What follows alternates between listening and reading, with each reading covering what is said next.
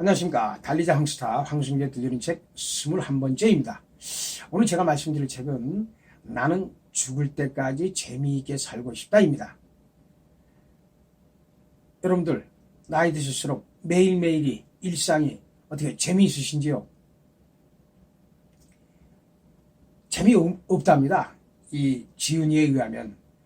그 이유는 말입니다. 나이 들수록 미래에 대한 어떤 기대감, 조바심, 궁금증 이런 것이 계속해서 줄어들기 때문에, 그리고 남은 것이라고는 죽을 일밖에 없기 때문에 나이 들수록 재미가 없어진답니다.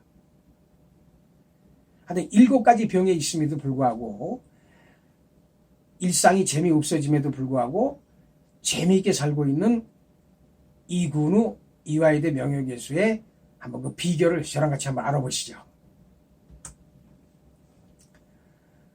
이분이 이화여대 그 부속병원에서 정신과 전문의로서 50년간 봉직을 했습니다.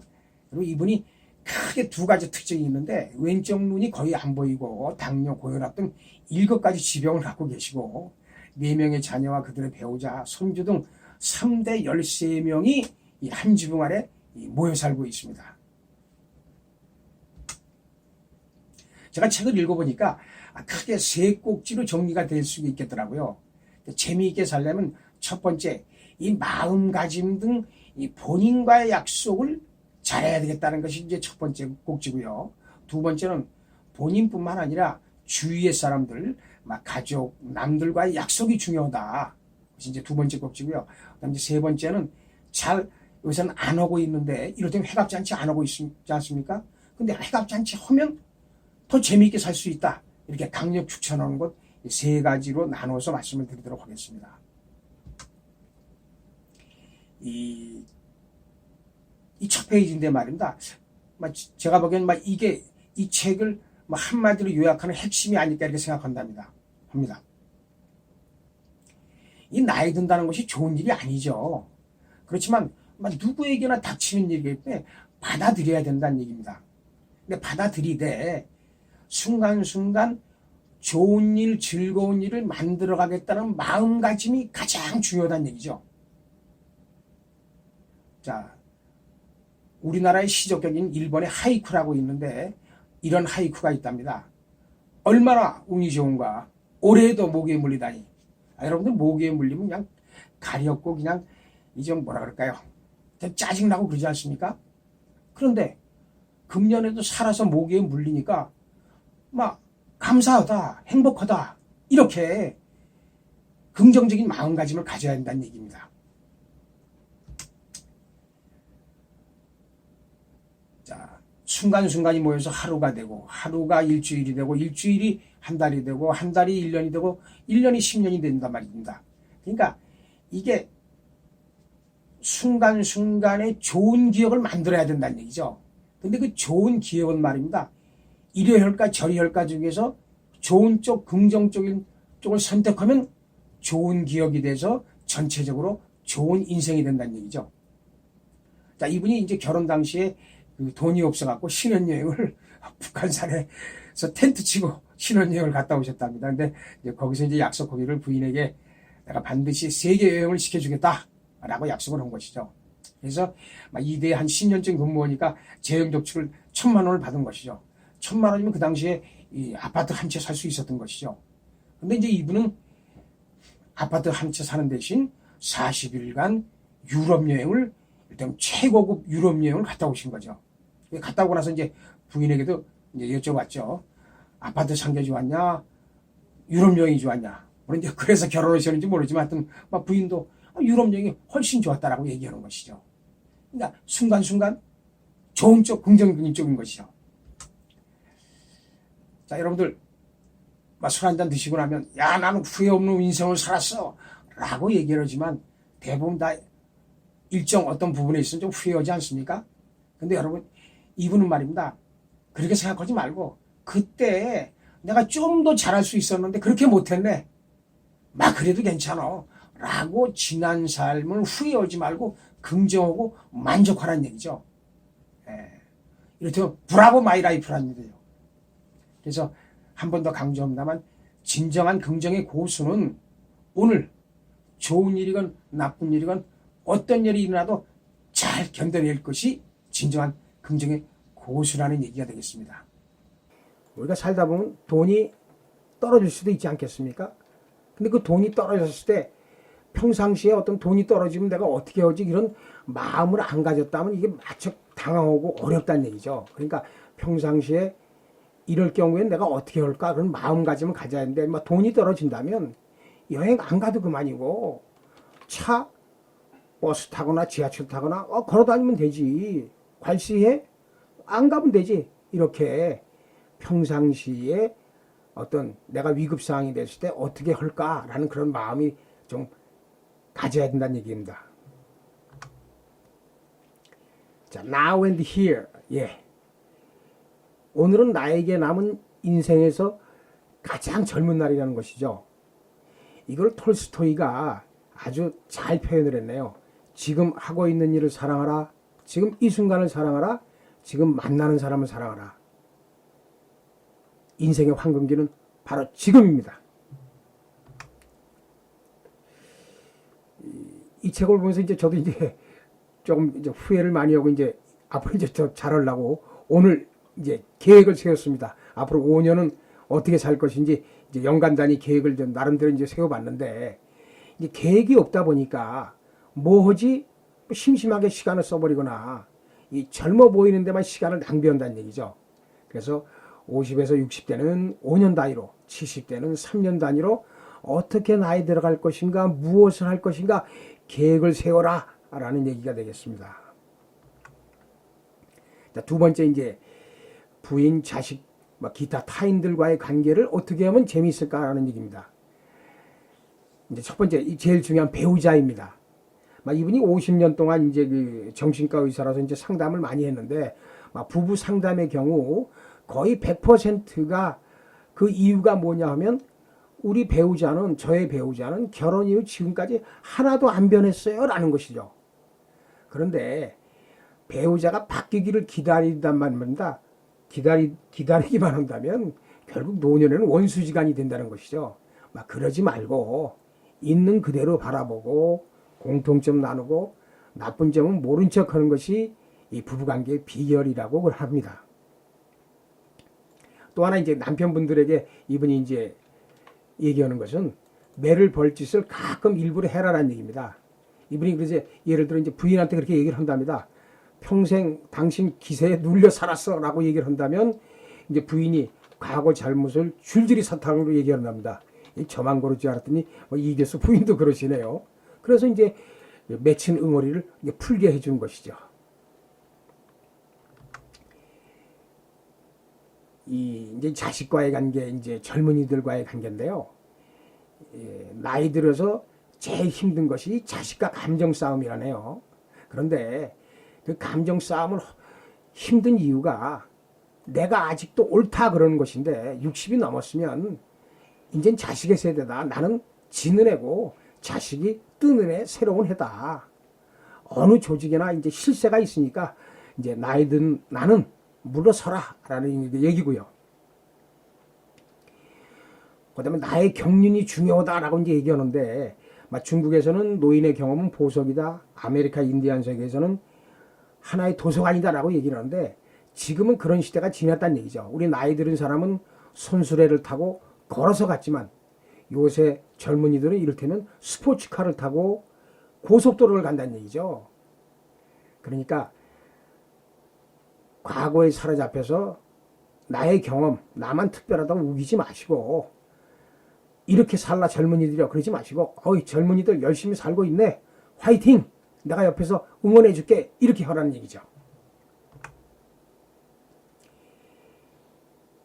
그 다음에 이제 나이 드신 분들이 대화를 하다 보니까 손아래 사람들에게 자꾸만 명령조로 얘기를 하는데 앞으로 명령조 말고 부탁하는 그런 쪽으로 해라 라는 얘기입니다. 그래서 이제 같은 집에 살고 있는 아들에게 차 태워주지 않겠니? 라고 하지 말고 같은 방향이면 외출한다면 태워달라 이런 얘기죠. 그 다음에 젊은이들과 소통할 때 이제 손주들에게도 그렇답니다. 야 손주야 음식 남기지 마라. 이러면 며느리가 뭐라 그런답니다. 음식 남기지 않으면 아버님 이제 얘 이 뚱뚱해져야 안 돼요. 이렇게 얘기하지 말고 음식 먹을 만큼만 먹고 그 양만큼은 덜어라. 덜어서 먹어라. 이렇게 얘기하라는 것이죠. 그리고 또 이제 이분들이 이제 사이버 대학도 다녔고 그다음에 이제 손주들이랑 같이 살고 있다 보니까 그 손주들이랑 대화하기 위해서는 손주들이 혹은 젊은 사람들이 쓰는 단어를 많이 알아야 되는 것이죠. 그래야 이분도 즐겁다 이런 얘기죠. 그래서 이를테면 그 해자스럽다는 말이 있답니다. 이제 해자스럽다는 말은 그 어떤 편의점에서 김혜자 도시락을 만들었는데 그 도시락의 내용물이 아주 종류도 많고 맛도 있고 값도 싸고 그래서 이제 해자스럽다는 말은 이제 가성비가 좋다. 가격 대비 성능 혹은 품질이 좋다. 이런 뜻이랍니다. 그러다가 여기서 젊은이들이 또 개자를 많이 붙인답니다. 접두사로. 개 좋다 그러면 매우 좋다. 아주 좋다. 또 개 많다. 사람들이 개 많다 그러면 아주 많다. 매우 많다. 이런 뜻이랍니다. 그 다음에 이제 자손들, 뭐 며느리, 손주, 사위, 딸, 이게 많이 있지 않습니까? 이게 13명이 한 집안에 사는 비결은 말입니다. 이게 각자의 가치관, 종교, 생활 방식을 인정하는 것이죠. 그래서 독립성을 보장하는 것이죠. 그래서 이제 출입구도 틀리고 이 방의 내부 구조도 각자 알아서 다 돼 있답니다. 그리고 아들네 집에 갈 때에도 그냥 무작정 방문하는 게 아니라 2층 아들 집에 가더라도 사전에 전화를 해서 가도 좋겠니? 그래서 간다는 것이죠. 그래서 이분이 그래 한 집에 사는 이유가 이게 부모 자식이 아주 굉장한 우주적 인연이라는 것이죠. 근데 대화가 소통이 부족하다 보니까 이 서로의 마음을 알지 못하고 죽는데 그래서 대화 소통 많이 하기 위해서 이분이 이제 한 집에 산다는 것이고 그다음에 또 하나 이 가치관이 다 틀리다 보니까 무엇에 우선해야 되냐면 우리 5 가족의 행복을 우선한다. 예, 사회 간섭 통념에 얽매이지 않고 이를테면 그 제사 지낼 때 말입니다. 이 집은 제사를 안 지낸답니다. 그러니까 이제 그 할아버지 제삿날 간단하게 음식 차려서 그 대신 이제 5 가족이 다 둘러 앉아서 맛있게 저녁 식사하고 이제 증조 할아버지가 이런 분이었다라고 얘기를 하고 이제 손자 손녀들이 금년에 저는 이러이러한 큰 일이 있었습니다 라고 얘기한다는 것이죠. 절도 안 하고 물론 말입니다. 자 이제 이근우 교수가 이제 강추하는 것입니다. 강력 추천하는 얘기입니다. 여러분들 노인의 귀가 왜 큰지 아십니까? 잘 들으라고 말하기보다 들으라고 크답니다. 인간관계의 갈등은 말입니다. 상대가 내 마음을 몰라준다는 생각 때문에 그렇답니다. 근데 몰라주는 거 당연하다 이런 얘기죠. 그래서 이 상대의 입장에서 생각하고 나와 다를 수 있음을 인정해서 말하지 말고 계속 들어라 라는 얘기가 되겠습니다. 여러분들 회갑잔치 하셨습니까? 아마 한갑 지나신 분들은 대강 안 하셨을 겁니다. 그냥 간단하게 식사하고 끝냈는데 이분은 강력하게 회갑잔치를 해라라고 얘기를 합니다. 뭐 진수성찬을 차려놓고 뭐 상다리가 부러지게 차리는 것 떠나서 그냥 라면 한 그릇이라도 놓고 온 가족이 모여서 나 아버지는 한갑인데 이때까지 이렇게 살아왔다. 앞으로 이렇게 살 것이다. 이런 다짐의 자리란 얘기죠. 그거 라면 하나라도 좋거니까 꼭 해라 라는 얘기입니다. 혹시 한갑잔치 못 드셨으면 저는 이제 칠순잔치 때 꼭 한번 해보려고 합니다. 자, 노인이 들어서 뭐 직장에 안 나가도 되고 뭐 그러다 보니까 이제 시간이 많이 남지 않습니까? 그럴 때 쓸데없는 공부를 해라라는 얘기죠. 막 소크라테스는 죽기 전까지 공부를 했다는 얘기죠. 이제 소크라테스가 이제 독배를 마시면 이제 죽지 않습니까? 이제 독약을 준비하는 동안에 음악 한 소절을 연습했다는 것이죠. 그러니까 간수가 곧 독약 마시고 죽을 사람이 왜 음악 연습을 하는 거요? 그랬더니 소크라테스가 그래도 죽기 전에 음악 한 소절은 배우지 않겠는가? 라고 얘기했다는 것이죠. 그래서 몸은 늙어도 생각이 녹슬지 않게 계속해서 배워야 된다는 것을 이분은 강조를 하는데 자, 이분 72세 때 고려 사이버 대학에 들어가니까 이거 뭐 학점 잘 받을 필요도 없고 뭐 장학금 받을 것도 없는 거니까 공부 그 자체가 재미있어서 열심히 했다는 거죠. 그래서 결국 뭐 수석 졸업까지 했답니다. 자, 이 아프다는 것은 자연의 이치라는 것이죠. 그리고 그 병은 말이죠. 노인의 병은 이 만성 질환이기 때문에 이게 완치할 수가 없다는 것이죠. 그러니까 이제 받아들여라는 얘기죠. 그러니까 이분은 노인이 되면 무엇이든 받아들여라. 병이건 실세가 아니어서 이제 지는 애가 됐건 모든 것을 받아들여라는 얘기죠. 그래서 이 병은 훈장도 아니고 잘못 살았다는 증거도 아니니까 그 대신 끝까지 같이 가야 될 고약한 친구다. 막 이렇게 긍정적으로 생각해서 행복하라 이런 얘기입니다. 자, 백수가 과로사 한다는 얘기 있지 않습니까, 여러분들? 뭐 여기도 쫓아다니고 저기도 쫓아다니고 이런다는 얘기죠. 그러지 말고 이 남들 따라 하지 말고 자기만의 쉬는 방법을 찾아라는 얘기죠. 이 여러분들 그 소설가 박완서 씨 아시죠? 이 박완서 씨는 말입니다. 여름 휴가를 어디 가셨냐 하면 아무 데도 안 갔답니다.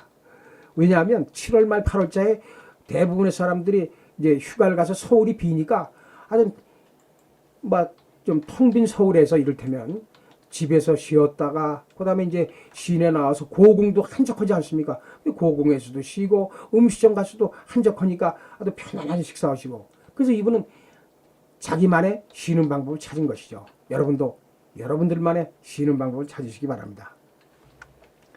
자, 오늘 21번째 나는 죽을 때까지 재미있게 살갑시다. 핵심 두 가지를 얘기한다면 순간순간 그것이 좋은 일이건 나쁜 일이건 다쳤을 때 하여튼 마음가짐을 나는 즐겁게 긍정적으로 살고 싶다. 그런 마음이 필요한 것이고 그다음 두 번째는 나는 어떻게 나이 들어갈 것인가 3년 단위로 1년 단위로 어떻게 살아갈 것인가 이런 것을 계획해라 라는 것이 두 가지 포인트라고 저는 생각합니다. 괜찮아졌으면 구독 신청과 좋아요 부탁드리고 다음 편 22편도 알차게 구성해 찾아뵙겠습니다. 감사합니다.